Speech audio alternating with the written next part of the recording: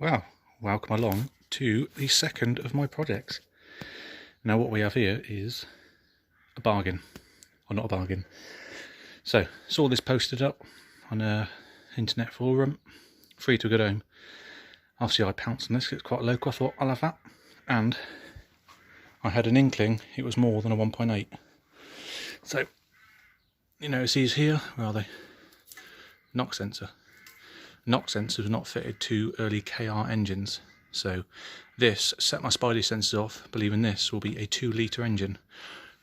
So I went out to pick it this morning, plopped it in the back of the old Mark V, spun it around, and there we go. 2.0, 2 litre. So you've got 2 litre 16 valve, and this is actually a NA. You won't be able to, I don't know if you can see it, there you go, just there. Hold on, bear with.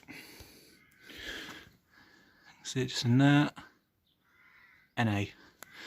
So this is an NA engine code, 16 valve.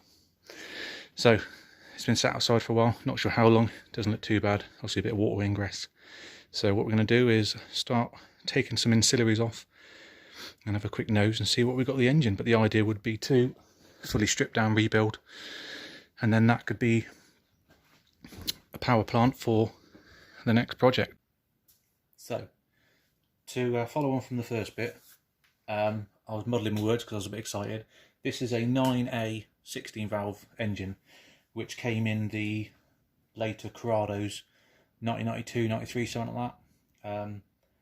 They phased out the 1.8, bought in a 2 litre. There wasn't actually, in production form, there wasn't that much difference in power. I think the 1.8 and the 2 litre produced the same amount of power, about 136 brake, which is actually less than the original 1.8 KR.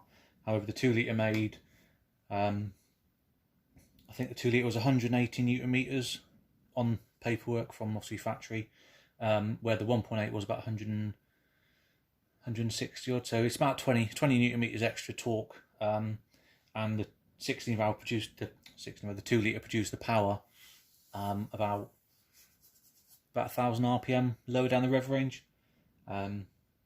So that's where they are really. Oh, there's one thing I need to do first. Forgot. Don't like that. That's better. So yeah, plans are taking a few ancillaries off, bits and bobs. I'm gonna take the other bits off, like filter housings, breather casings, water pump, stick them all in the box. I'm not going to turn the engine over until I've taken the head off, just because it has got water, been sat outside. What I don't want to do is, if there is any corrosion on the rings, which there probably is, I don't want to then force it up and down the bore and cause possibly more damage. So I'll take these bits off, I'll pop the cam cover off, just have a look at the cams, take the cover off, see what we're looking in there. Once the head's lifted off, I can then ascertain what sort of wear we've got in the bore. If it looks like it's seized and it's not going to move and all I'll do, I'll just put some simple WD-40 3-in-1 or something like that, soak it around all the bores, get that oil, leave it there for a good couple of days, and that oil will go soak itself all the way through into any corrosion there. So when you do come to move it, you're going to absolutely minimise any kind of damage. I've got no history on the engine. I don't know what it was removed for, possibly an engine conversion, not a clue. There's no holes in the block, so worst case you're looking at, it could be head gasket gone, something along those lines, but who knows, we'll find out when we pull it apart. And as I said, this we rebuilt. Don't know what spec yet, depends what the bore is. I have to overbore slightly then, and get replacement pistons, then it will probably get turned into sort of a 2.1 litre fruitier engine. If I can just get her over the hone and a new set of rings, then it will stay as a 2 litre, but all become apparent once we start pulling things apart. So yeah, I'll start getting some more bits off and see what we can find. So again, we don't know the history engine, so all I'm going to do, I don't think there's much oil left in it, so we're just going to drain the oil out, see what we got. This will also give us a clue of any kind of internal damage, big bits of metal swarf. Looks at the moment like there's going to be a bit of water in there. Again, it has been sat outside. God, how long is this drain plug?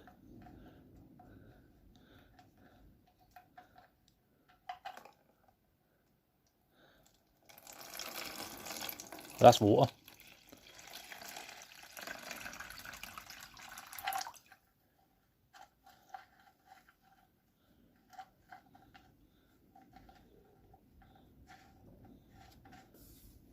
So as you can see, that's got a lot of water in the sump, which could be because it's been sat outside, could be head gasket, but it's quite clean water.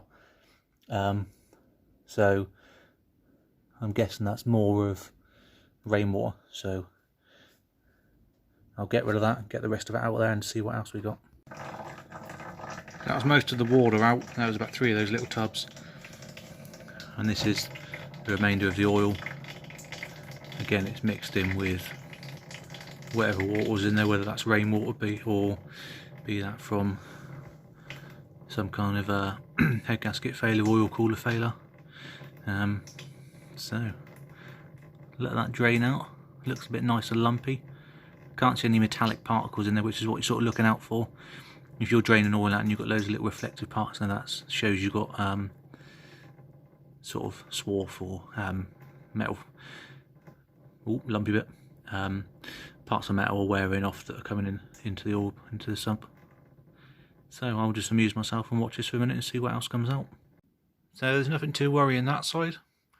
That's all come off. It's got a nice new, well, it's got an iron A tensioner on it. New seals. Camber doesn't look that old, so chances are it's been replaced in the last, so a couple of years, but the belt's nice and taut.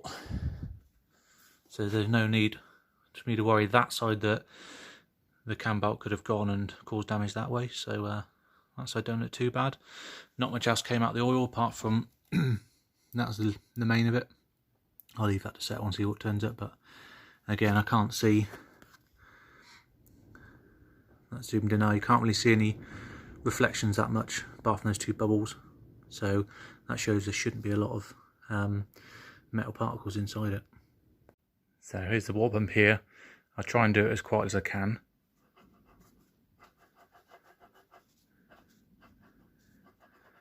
That is a not very nice sounding water pump. So I'm just going through this engine in a logical way. There was water in the sump, that's fine, but all the coolant things so far taken out, there's been no oil in it. So normally if you've had a head gasket failure or oil cooler failure, which normally sits there, you'll have oil and water mixing both ways. So there's no oil in the coolant ways so far, so that could be a good sign. So I'm just going to pull the water pump off, take that bracket off, the breather off, probably take that off as well. And then what I'll probably do then is just rip the rock cover off, have a nose at the cams, and that'll probably do for tonight.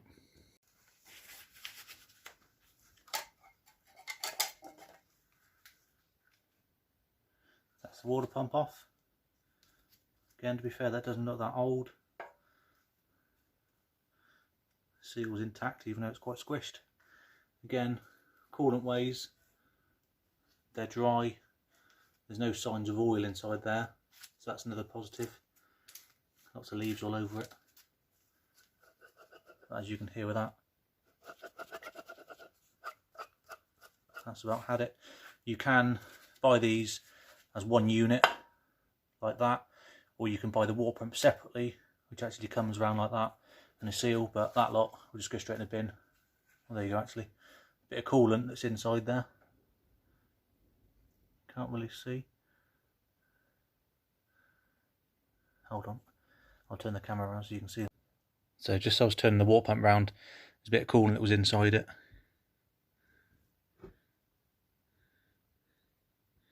Again, it just looks like normal water, a bit of corrosion inside it. A few little points in there. I'll zoom in. Don't look too bad. But again, I'll just bin that and buy a new one when the time comes. Well, there we go. That's as far as I'm going to get today. I'll get the video edited and get it posted up. So we've got the water pump off, crankcase breather system off, nothing to worry about there. Oil filter housing off. That was a bit dirty in there where the water's gone down. That did have some oil coming out of it. I would say clean and decent oil, but oil itself, black. wasn't too bad.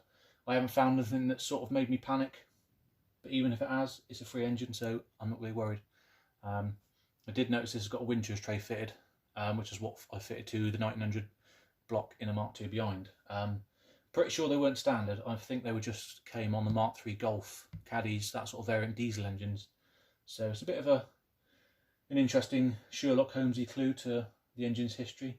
As I said, I don't know nothing about it, so it's all a bit of investigation, see what goes on. Yeah, so all I'll do in the next video, I'll be taking cam cover off, checking the cams, valve train, seeing what's in there, see if anything interesting turns up. Yeah, so thanks for watching. Cheers.